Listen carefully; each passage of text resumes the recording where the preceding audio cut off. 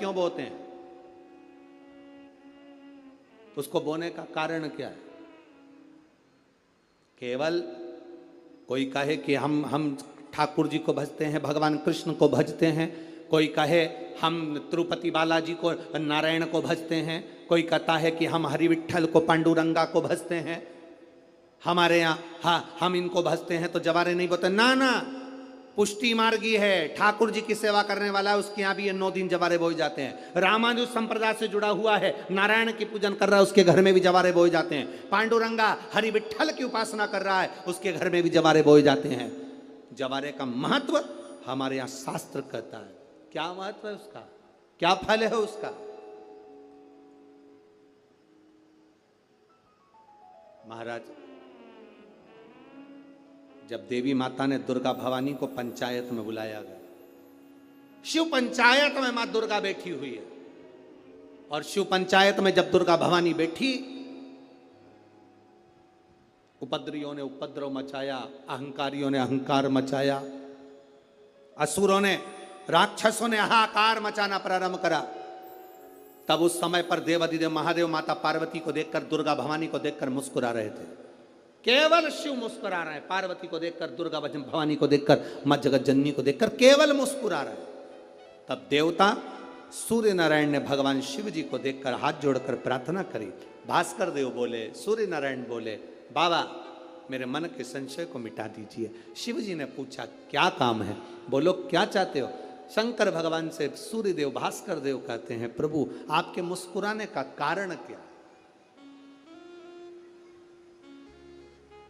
भारत की भूमि पर जितनी जगह पर भी आप लोग कथा सुन रहे हो, आस्था चैनल पर, फेसबुक, यूट्यूब पर जितने लोग कथा सुन रहे हो, बड़े ध्यान से सुनना कि जवारे क्यों बोए जाते हैं। नवरात्रि में जवारे की महत्वता क्यों होती है,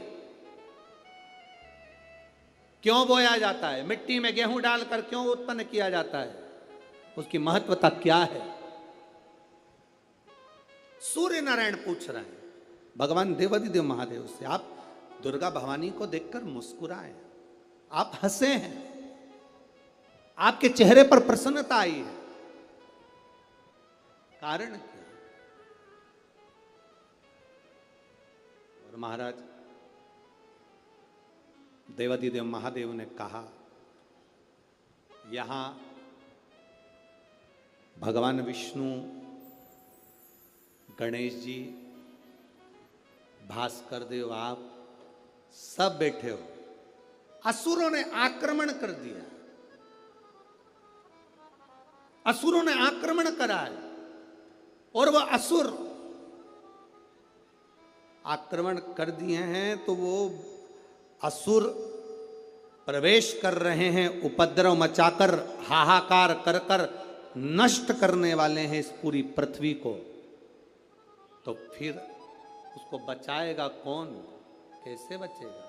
शिव जी ने कहा चिंता मत करो। दुर्गा ने अपने केश का स्मरण किया, एक केश को माता पार्वती जी ने अपने हाथों से छुआ, छूते ही एक कुंड में सुंदर जवारे उत्पन्न हुए हैं। जब तक वो जवारे बड़े नहीं हो जाते, जब तक वो जवारे थोड़े प्रबल नहीं हो जाते, तब तक एक भी असुर प्रवेश नहीं कर सकता, हाहाकार नहीं मचा सकता और अंदर आ नहीं सकता। शिव महापुराण की कथा कहती है, जवारे जिसके यहाँ बोए जाते हैं, जवारे का, आप लोग कहते हैं कहीं पर देवी जी बैठी हैं, किसी के यहाँ मिट्टी की मूर्ति आई, 21 फीट की, 41 फीट की, 15 फीट की, 10 फीट की, 25 फीट की देवी जी की प्रतिमा स्थापना हुई।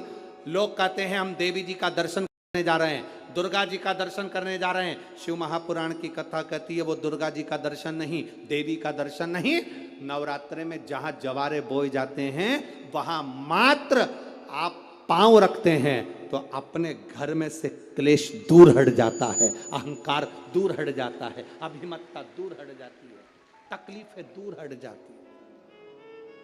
जिसके घर में जवारे बोए जाते हैं वहां से अहंकार, काम, लोभ, आसक्ति, वासना, तृष्णा और दुख, तकलीफें दूर हट जाती है। तो जवारे का मूल तत्व आनंद, सुख।